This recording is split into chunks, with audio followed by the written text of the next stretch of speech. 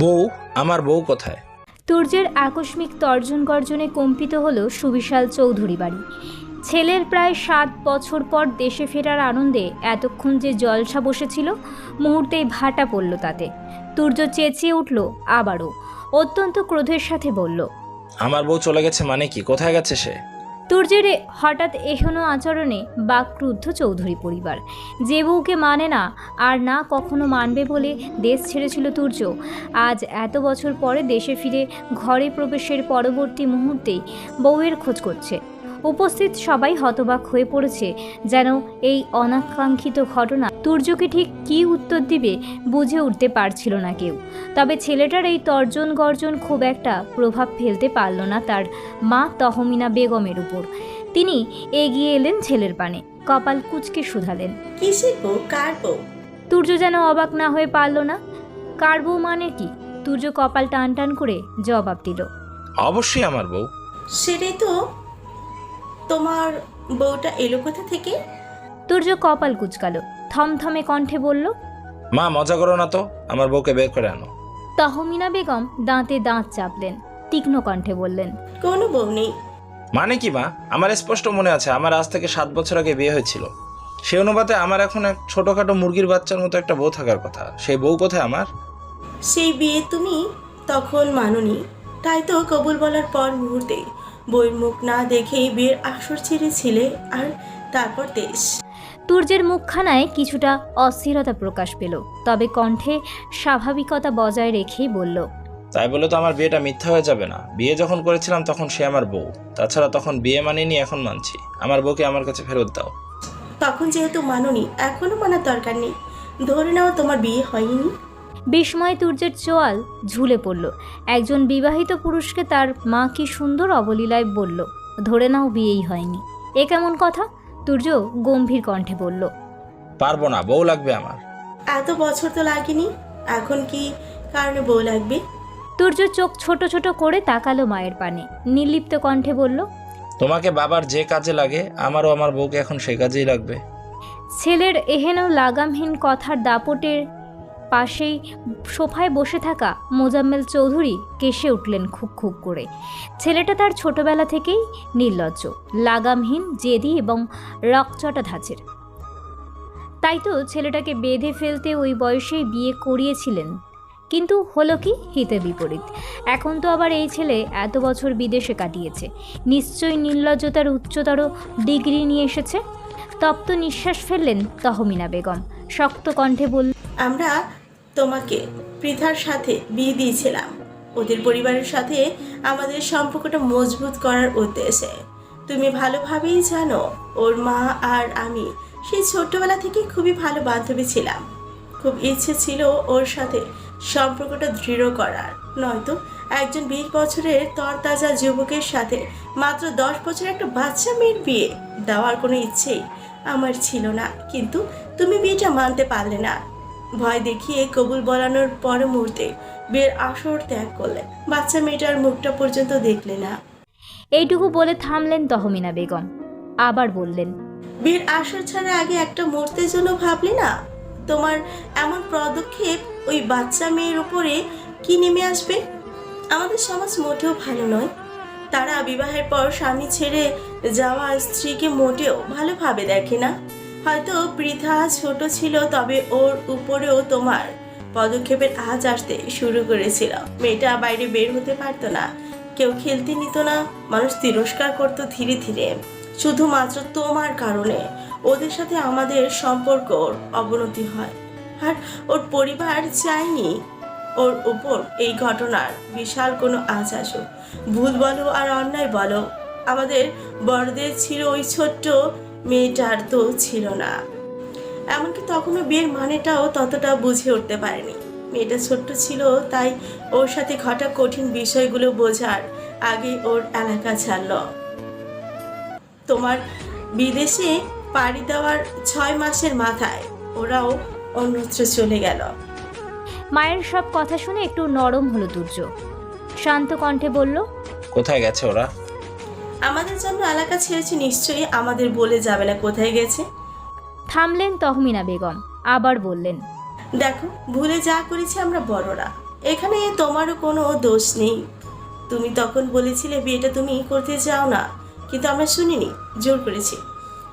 আমরা আমাদের ভুলের জন্য অনুতপ্ত এবং তোমার কথাই মেনে নিয়েছি। গোপনে বিয়ে হয়েছিল, আবার গোপনে এই বিয়েটা দুই পরিবারই ভেঙে দিয়েছি এক প্রকার। শুধু বাকি রয়েছে তালাকটা। তা পৃথার বাবা বলেছেন মেয়ে প্রাপ্তবয়স্কা হলে নিজ দায়িত্বে তালাক নিয়ে নেবেন। সুতরাং এই বিষয়ে আর ঝামেলা করো না। যে বিয়ে তুমি কখনো মানোনি সেই বিয়ে নিয়ে চোটপাট দেখিও না। তালাক শব্দটা কর্ণে পৌঁছাতেই বুকটা ছ্যাদ করে উঠল তুর্যর। যে বউয়ের জন্য এতকাল অপেক্ষা করেছে, এতকাল ছটফটিয়ে মরেছে, সেই বউকে কিনা তালাক দিবে? অসম্ভব। তবে নিজের চিন্তার মধ্যভাগেই ছেলেটার মাথায় হুট করে আরেকটা চিন্তা হানা দিল। পিটপিট করে তাকালো সে মায়ের পানে, সন্ধিহান সুরে বলল, আচ্ছা, তুমি আবার কোনোভাবে আমার থেকে পৃথাকে লুকিয়ে রাখোনি তো মা? তুর্যের এহেন কথায় বেজায় বিরক্ত হলেন তহমিনা বেগম। এত কিছু বুঝিয়ে বলার পরও ছেলে কেমন উদ্ভট প্রশ্ন করছে। তিনি তো এতকাল জানতেন ছেলে কোনোদিনও এ বিয়ে মানবেন না। তাই তো বিদেশে গিয়ে ঘাপটি মেরে রয়েছিল। তাহলে পৃথাকে লুকিয়ে রেখে তার লাভ কি? ছেলের কথায় উত্তর দিলেন না তহমিনা বেগম। কপাল কুঁচকে বিরক্তি ভরা ভঙ্গিতে দাঁড়িয়ে রইলেন। তুর্য মায়ের থেকে চোখ ঘুরালো, গম্ভীর কণ্ঠে বলল, আরুষ। তুর্যের এমন ভয়ঙ্কর গম্ভীর কণ্ঠে কেঁপে উঠল আরুষ। ছেলেটা তুর্যের অ্যাসিস্ট্যান্ট। আজ প্রায় 2 বছর ধরে আরুষ রয়েছে তুর্যর সাথে। এর মধ্যে সহস্রবার তুর্যকে রেগে যেতে দেখেছে সে, কিন্তু এতটা চোটপাট করতে দেখেননি কখনো। আরুষ কম্পিত কণ্ঠে বলল, আমার বউকে খুঁজে বের কর। আরুষ মাথা চুলকালো, আমতা আমতা করে বলল, আমি তো ম্যামকে চিনি না স্যার, যদি একটু বিস্তারিত বলতেন। আরুষের কথায় বিরক্ত হলো তুর্য, কপালে ভাঁজ ফেলে বলল, আমার বউয়ের নাম পৃথা, পৃথা ইসলাম। আর তার থামলো তুর্য, মায়ের দিকে তাকিয়ে বলল, আমার বউয়ের রাজাকার বাপটার নাম যেন কি মা? জানি না। আদর্শের মুখশ্রী গম্ভীর রূপ ধারণ করলো। মায়ের দিক থেকে চোখ ঘুরিয়ে সে তাকালো বাবার পানে। ছেলের দৃষ্টি নিজের উপর পড়ার সাথে সাথেই অন্যদিকে ফিরলেন মোজাম্মেল চৌধুরী। তুর্য ভ্রু কুচকানো, বাবার দিক থেকে দৃষ্টি ঘুরিয়ে তাকালো মেঝো চাচা আব্বাস চৌধুরীর দিকে আর ছোট চাচা অনিক চৌধুরীর পানে। তারাও দ্রুত চোখ ঘুরিয়ে তাকালো অন্যদিকে। এরপর আবারও দৃষ্টি ঘোরালো সে চাচি আর ঘরের ভাই বোনদের উপরে। দৃষ্টি নিক্ষেপ করার আগেই দেখলো সব হাওয়া। দাঁতে দাঁত চাপলো তুর্য, কটমট করে বলল, এরা এরা আমার পরিবার? মোটেই না। এরা একটা বিশ্বাসঘাতকের গোডাউন, ঘোষেটি বেগমের শিষ্য। এরা সবাই মিলে ষড়যন্ত্র করে আমার বউকে আমার থেকে দূরে সরিয়ে রেখেছে। আমার মুরগির বাচ্চার মতো বউটাকে তার রাজাকার বাপের হাতে তুলে দিয়ে আমাকে বউ ছাড়া করেছে। সব কটাকে আমি দেখে নিব, সব বিশ্বাসঘাতকের দল। এইটুকু বলে থামলো তুর্য, আদেশের সুরে বলল, যত দ্রুত সম্ভব আমার বউকে খুঁজে বের কর আরুষ, নয়তো তোকে আমি পচা নর্দমায় গোসল করাবো। কথাটি বলেই ধূপধাপ পা ফেলে নিজ সিঁড়ি বেয়ে নিজের কক্ষের দিকে এগিয়ে গেল তুর্য। আরুষ বেচারা পড়ল মহাবিপদে। এখন সে কিভাবে তুর্যের বউকে খুঁজে বের করবে? এত বড় বাংলাদেশে শুধু নাম দিয়ে কাউকে খুঁজে বের করা যায় নাকি? কি এক যন্ত্রণা! তুর্য ধূপধাপ পা ফেলে নিজের কক্ষে এলো। কোধে শরীর জ্বলছে ভীষণ, সাথে অন্তরও পুড়েছে। ঠিক কতটা আশা নিয়ে সে ফিরে এসেছিল দেশে, ভেবেছিল ছোট্ট বউটাকে আপন করে নেবে এবার। কিন্তু না, সে বউটাই তো নেই তার। পরিবারের লোকেরা খুব তো জোর করে বিয়ে দিতে পেরেছিল তখন, তেমন জোর করে বউটাকে রেখে দিতে পারেনি। চারিদিকে শুধু বিশ্বাসঘাতকতা আর বিশ্বাসঘাতক। তুর্য ক্রোধে জর্জরিত হয়ে এদিক ওদিক তাকালো। হঠাৎ একটা লাগেজের পানে চোখ আটকে গেল তার। গোলাপি রঙের ছোটোখাটো একটা লাগেজ। লাগেজটার পানে তাকিয়ে তুর্যর দৃষ্টি কিছুটা নরম হলো। ধীর পায়ে সে এগিয়ে গেল সেদিকে। সুন্দর গোলাপি রঙের ছোটোখাটো একটা লাগেজটার পানে তাকিয়ে তুর্যর দৃষ্টি কিছুটা নরম হলো। ধীর পায়ে সে এগিয়ে গেল সেদিকে। এই লাগেজটা তুর্য তার বউয়ের জন্য এনেছিল। এই যে গোলাপি রঙটা একদম পছন্দ নয় তুর্যের, দেখলেই কেমন গা গোলায়। অথচ নিজের শক্তপোক্ত পুরুষালী গম্ভীর সত্তা ভেঙে এক প্রকার চোখ নাক বন্ধ করেই দোকান থেকে সে এই রঙের একটি লাগেজই বাছাই করে এনেছে। ছোটবেলা থেকেই নিজের ব্যক্তিত্ববোধ বরাবরই নারীর সঙ্গ এড়িয়ে চলেছে ছেলেটা। সেই কারণবশত নারীদের পছন্দ অপছন্দ সম্পর্কে খুব একটা জ্ঞান নেই তুর্যের। তবে সে খুব করে চেয়েছিল তার তরফ থেকে দেওয়া প্রথম উপহারটা যেন পছন্দ হয় তার মাত্র 17 বছরের বাচ্চা বউয়ের। তাই তো দোকানে গিয়ে সে দোকানিকে শুনিয়েছিল। মেয়েরা কোন রংটা বেশি পছন্দ করে? দোকানি দারুণ কণ্ঠে জবাব দিয়েছিল, গোলাপি। তুর্য আর ডানে বামে তাকায়নি। নিজের অপছন্দের কথা চিন্তা করেছিল তার কিশোরী বউয়ের পছন্দের কথা। ব্যাস, কিনে নিয়েছিল এই গোলাপি রঙের লাগেজটা। পুরো লাগেজ ভরেছে অসংখ্য চকলেট, ছোট ছোট পুতুল, চুলের ব্যান্ড, হাতের ব্রেসলেট, কানের দুল আর মেয়েলি সামগ্রীতে। ভেবেছিল এই এত বছর পরে বাড়িতে ফিরে প্রথমেই মুখ দর্শন করবে বউয়ের, খুব যত্নে তার মান ভাঙাবে। মেয়েটারও হয়তো এত বছরে মনে জমে আছে অনেক অভিযোগের ঝুলি, নিয়ে বসবে তার সম্মুখে। তুর্য সেসব অভিযোগগুলো ভীষণ মন দিয়ে শুনবে, আদুরে ভঙ্গিতে বউকে বুকে আগলে নিবে। অথচ এটা কি হলো? বাড়ি ফিরেই দেখলো তার বউই নেই। তার বিশ্বাসঘাতক পরিবারটাও তার ছোট্ট বউটাকে ধরে রাখতে পারেনি। তুর্য বসে পড়ল বউয়ের জন্য আনা গোলাপি রঙের লাগেজটার পাশে। লাগেজের হাত দিয়ে বোলাতে বোলাতে ব্যস্ত হলো পুরনো স্মৃতিচারণ থেকে 7 বছর আগে। তখন তুর্যর বয়স মাত্র 20 বছর, সদ্য তরতাজা এক যুবক সে। শরীরে টকবগে রক্তের দাপট, কেবলই অনার্স প্রথম বর্ষ থেকে দ্বিতীয় বর্ষে উন্নীত হয়েছিল। ধীরে ধীরে জড়িয়ে পড়েছিল রাজনীতি নামক বেড়াজালে। সারাদিন এদিক ওদিক ছুটোছুটি করতে থাকতো দলের সাথে। ছোটোখাটো এক নেতাও হয়ে উঠেছিল। তেমনই একদিন কলেজ শেষে বন্ধুবান্ধবদের সাথে এক সমাবেশে উপস্থিত থাকাকালে মোজাম্মেল চৌধুরী কল করে বাড়িতে আসার তাগিদ দিল। প্রথমে সভা ছেড়ে তুর্য বাড়িতে আসায় রাজি না হলেও বাবার জোরাজুরিতে শেষে রাজি হয়েছিল। মাত্র 1 ঘন্টার মধ্যে বাড়ি ফিরেও এলো। বাড়িতে ফিরতেই বাবা জানালো তার বিয়ে, তাও কার সাথে? তার মায়ের বান্ধবীর মাত্র 10 বছরের মেয়ের সাথে। 5ম শ্রেণীতে পড়ে মাত্র। মেয়েটাকে সে দেখেছে। বাড়ি কাছাকাছি হওয়ায় মেয়েটা প্রায়ই থাকতো এ বাড়িতে। ছোটোখাটো চঞ্চল দেহি এক মেয়েটা দৌড়ে বেড়াতো পুরো বাড়িময়, তবে কখনো অতটা ভালোভাবে খেয়াল করে দেখা হয়নি। আর আজ কিনা তার সাথে বিয়ে, হাঁটুর বয়সী এক মেয়ের সাথে, যার সাথে তার বয়সের পার্থক্য প্রায় 10 বছরের। আচমকাই এমন সংবাদে হতবুদ্ধি সম্পন্ন হয়ে পড়েছিল তুর্য। কয়েক মিনিট কেটেছিল তার ঘোরের মধ্যে। ঘোর কাটতেই বাবা মাকে চিৎকার করে সে বলেছিল, এ বিয়ে আমি করব না। কিন্তু কেউ শোনেনি তার কথা। এক প্রকার ধরে বেঁধে বসিয়েছিল বিয়ের পিড়িতে। তখনও তুর্য জেদ ধরে বসেছিল কবুল বলবে না, কিন্তু মোজাম্মেল চৌধুরী ত্যায্য করার ভয় দেখিয়ে শেষ পর্যন্ত কবুল বলিয়েই ছেড়েছিল। সেও নিজের ক্রোধার জেদের বশেই কবুল বলার পর মুহূর্তে বউয়ের মুখ না দেখেই বিয়ের আসর ছেড়েছিল। যাওয়ার আগে অত্যন্ত ক্রোধের সাথে বলে গিয়েছিল, বিয়ে করতে বলেছ, বিয়ে করেছি, এর বেশি আমার থেকে আর কিছু আশা করো না। আমি না এই বিয়ে মানি আর না কখনো মানব। বিয়ের আসরের সাথে সাথে তুর্য সেই দিনই বাড়িও ছেড়েছিল, উঠেছিল হোস্টেলে। বাবা মা বাড়ির সবাই অনেক চেষ্টা করেও বাড়িতে ফেরাতে পারেনি ছেলেকে। ওই ক্রোধের বশেই মাত্র তার 1 মাসের মাথায় দেশও ছেড়েছিল সে। ধীরে ধীরে ক্রোধ কমল। অবচেতন মন বারবার জানান দিল তার বিয়ের কথা। হোক জোর করে বিয়ে, কিন্তু বিয়েটা তো তার হয়েছে। তবে বয়সের পার্থক্যের কথা ভেবে তুর্য দমাতে চেয়েছিল নিজের ভিতরকার চেতনাকে। পারেনি সে। দিন দিন কেমন ওই ছোট্ট মেয়েটার প্রতি অনুভূতি প্রখর রূপ ধারণ করতে শুরু করলো। অদৃশ্য এক পিছুটান অনুভব করলো তার ফেলে আসা বউয়ের প্রতি। এই বুঝি পবিত্র সম্পর্কের টান, এই বুঝি ওই কবুল বলার মাহাত্ম্য। তুর্য প্রাণপণ চেষ্টা করছিল নিজেকে দমাতে, ছোট্ট মেয়েটার থেকে মন সরাতে। ঝুঁকতে চেয়েছিল অন্য নারীর প্রতিও, কিন্তু সে পারেনি। কোনো মেয়ের পানে পুরোপুরিভাবে তাকাতে গেলেই ভিতর থেকে বাধা দিত কেউ একজন। স্বপ্নে এসে একটা ছোটোখাটো মেয়ে শাসিয়ে দিয়ে বলে যেত, আমি ব্যতীত একদম অন্য কোনো মেয়ের পানে তাকাবেন না, তাহলে গলা টিপে মেরে দেবো একদম। ধীরে ধীরে সময় গড়ালো আরও। তুর্য অবাধ্য এক পিছুটানে আটকে গেল সে বাজেভাবে। একটা সময় বুঝলো সে নিজের অজান্তেই ভালোবেসে ফেলেছে তার বাচ্চা বউকে। অদেখা না মানা বউটা ডাকাতের ন্যায় গ্রাস করে নিয়েছে তুর্যর হৃদয়কে। দিনে দিনে বউয়ের জন্য অস্থিরতা বাড়ল। বারবার সে ফিরে আসতে চেয়েছিল দেশে, কিন্তু সে পথ তো সে নিজেই বন্ধ করেছে। পড়াশোনা না করে দেশে ফেরা সম্ভব ছিল না। দিনের পর দিন ছটফটিয়ে মরেছে। একটাবার বউয়ের মুখ দেখার জন্য হৃদয় উতলা হয়েছিল ভীষণভাবে।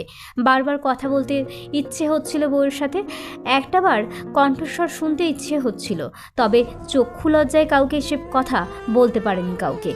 যেভাবে বউ মানবে না বলে দেশ ছেড়েছিল, তাতে তো কারোর কাছে বউয়ের কথা জিজ্ঞেস করতেও লজ্জা হচ্ছিল। আর বাড়ির লোকও কখনো যেচে তার বউয়ের কথা বলেনি তাকে। তবে তুর্য ভেবেছিল তাকে যেভাবে জোর করে বিয়ে করিয়েছিল, তেমনভাবেই তার পরিবার বউটাকেও জোর করেই রাখবে, কিন্তু রাখেনি। বিশ্বাসঘাতকতা করেছে তার সাথে। এক রাজাকারের পাল্লায় পড়ে ঘসেটি বেগমের ন্যায় আচরণ করেছে।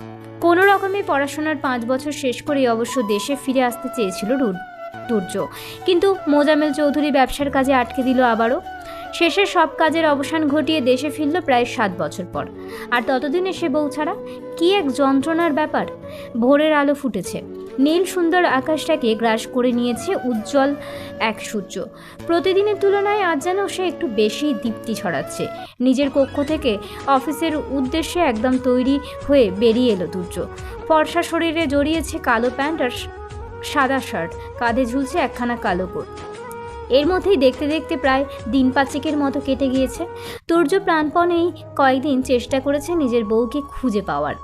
বাবা মা, পাড়া প্রতিবেশীদের কাছে খোঁজ খবরও নিয়ে চাপ সৃষ্টি করেছে। এখনও অবধি এইটুকু জানতে পেরেছে যে তার রাজাকার শ্বশুরটার নাম পলাশ শিকদার আর শাশুড়ির নাম সুফিয়া বেগম, আর তারা রাজশাহীতে রয়েছেন। কিন্তু তারা এখনও রাজশাহীর ঠিক কোন স্থানে আছে সে খবর জানেন না কেউই।